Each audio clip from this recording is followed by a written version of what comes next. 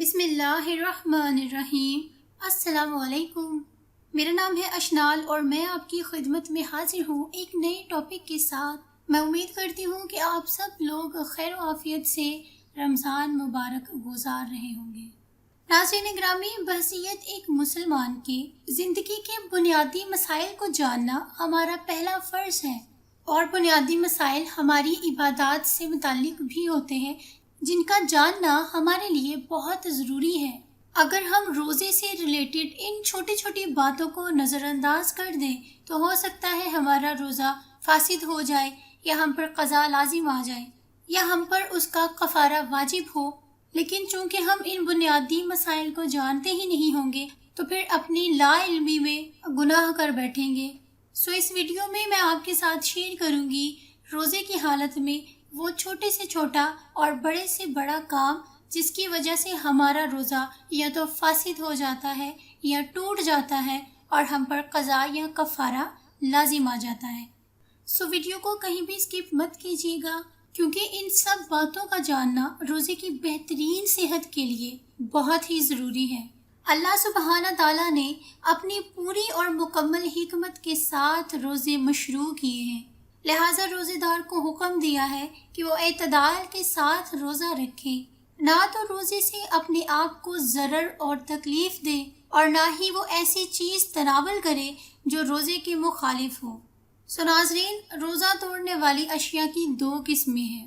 پہلی قسم وہ ہے جس سے جسم سے کوئی چیز خارج ہو، اور دوسری قسم میں وہ چیزیں شامل ہیں جس سے ہمارا پیٹ بھر جائے یا کوئی غذا کی چیز یا کھانے پینے کی چیز ہمارے معدے تک پہنچ جائے۔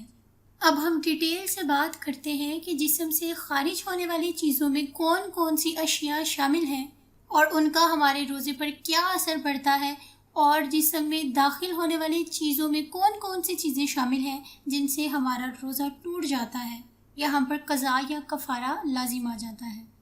سب سے پہلے بات کرتے ہیں میاں بیوی کی صحبت کرنے کی۔ سورہ بقرہ کی آیت نمبر 187 میں اللہ تعالیٰ کا فرمان ہے، جس کا مفہوم کچھ یوں ہے کہ تمہارے لیے روزوں کی راتوں میں اپنی بیویوں کے پاس جانا حلال کر دیا گیا۔ وہ تمہاری پوشاک ہیں اور تم ان کی پوشاک ہو۔ اللہ کو معلوم ہے کہ تم اپنے حق میں خیانت کرتے تھے، سو اس نے تمہارے حال پر رحم کیا اور تمہیں معاف فرما دیا۔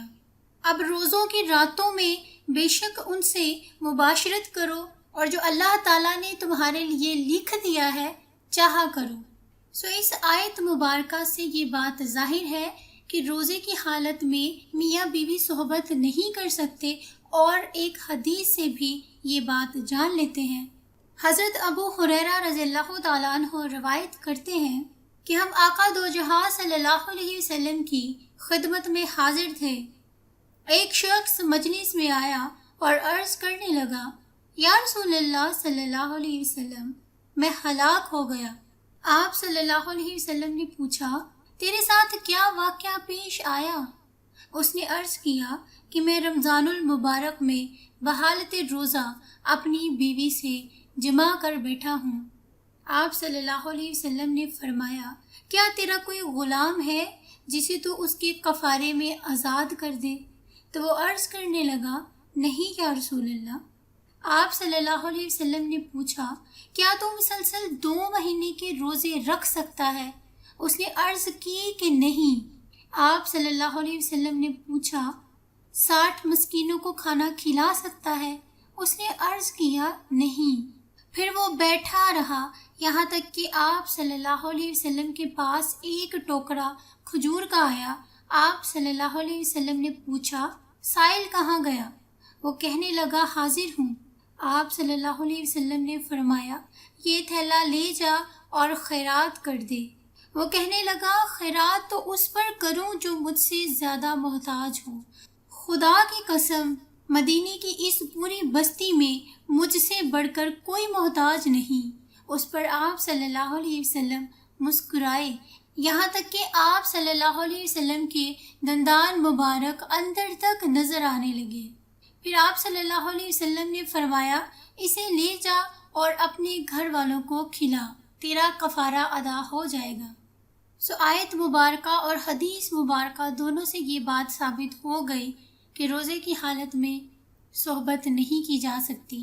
اگر کوئی ایسا کرے تو اس پر قضا اور کفارہ دونوں لازم ہیں۔ قضا کا طریقہ یہ ہے کہ رمضان المبارک کے بعد اس روزے کے بدلے کا ایک روزہ رکھا جائے، اور کفارے کا طریقہ یہ ہوگا کہ ایک غلام کو آزاد کرے۔ اب چونکہ غلام تو ہے نہیں، یہ طریقہ زیادہ مؤثر نہیں ہوگا۔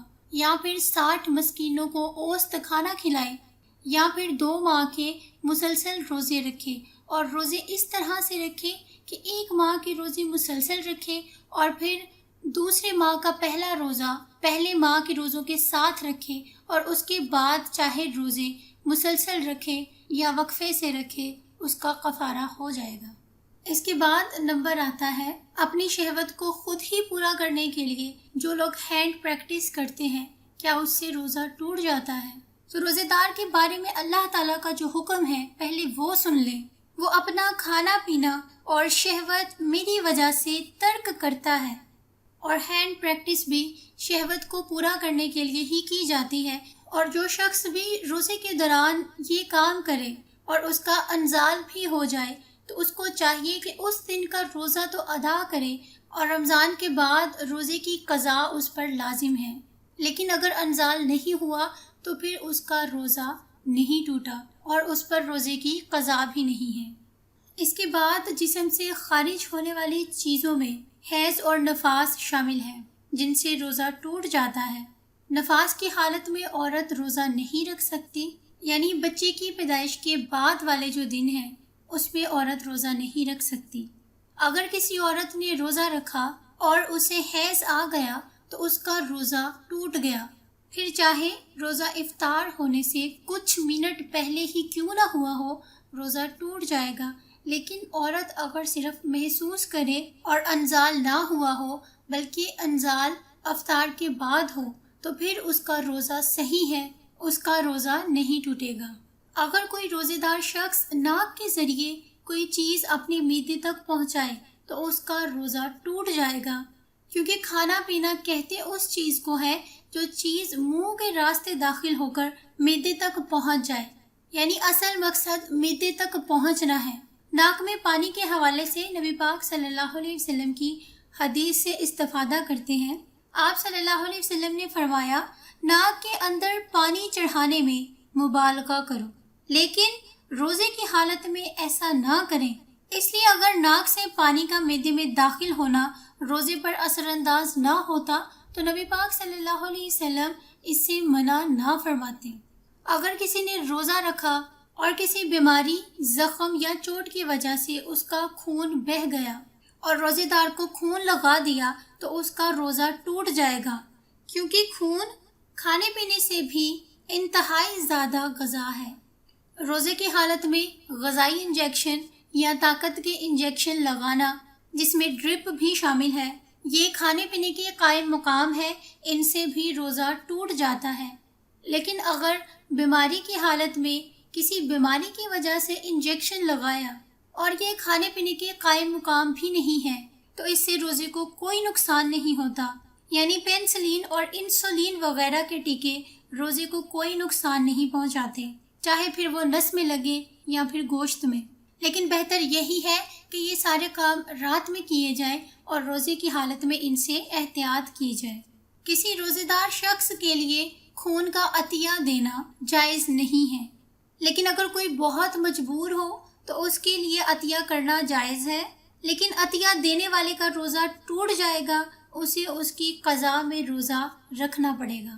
اس کے بعد باری آتی ہے جان بوجھ کر الٹی کرنے کی۔ اگر کوئی منہ میں انگلی ڈال کر جان بوجھ کر الٹی کرے اور الٹی منہ بھر کے ہو، یعنی اتنی مقدار میں ہو جسے روک پانا، اس پر قابو کر پانا مشکل ہو، تو اس سے روزہ ٹوٹ جاتا ہے اور ایسے روزے کی قضا لازم ہوگی۔ اگر روزے کے دوران کسی ایسی اسمیل کو سونگھتا ہے جس کو سونگھنے سے اس کا جی متلائے اور اس کو الٹی محسوس ہو اور وہ کر بھی دے تو پھر بھی روزہ ٹوٹ جائے گا اور اس کی قضا اس پر لازم ہوگی۔ منہ میں دھاگا ڈال کر अगर उस धागे को दांतों से तोड़ने की कोशिश की और धागे पर कोई रंग लगा हुआ था जो दांतों और जुबान के साथ चिमट गया और थूक में शामिल होकर अंदर चला गया तो उससे भी रोज़ा टूट जाएगा। और इस हवाले से हमें ये गलत फहमी रहती है कि हमारा रोज़ा है, जबकि हम पर क़ज़ा लाजिम हो चुकी होती है। दांतों से या मसूड़ों से अगर खून निकले और वो खून थूक में शामिल होकर हलक से नीचे चला जाए और खून की मिकदार थूक की मिकदार से ज़्यादा थी तो हमारा रोज़ा टूट जाएगा। लेकिन अगर खून कम था और खून का जायका भी हलक में महसूस नहीं हुआ तो फिर हमारा रोज़ा नहीं टूटा। ख़वातीन व हज़रात, कुछ मसाइल ऐसे थे कि जिनकी बहुत ज़्यादा डिटेल चाहिए थी, लेकिन फिर भी हमने ये बुनियादी मसाइल आपके सामने बयान करने की कोशिश की है। अगर आपने किसी मसले के बारे में पूछना है तो हमें कमेंट सेक्शन में आप पूछ सकते हैं, हम आपको डिटेल से आंसर करेंगे। इसके साथ ही मुझे दे अगली वीडियो तक के लिए इजाज़त। दुआ में याद रखिएगा। फ़ी अमान अल्लाह।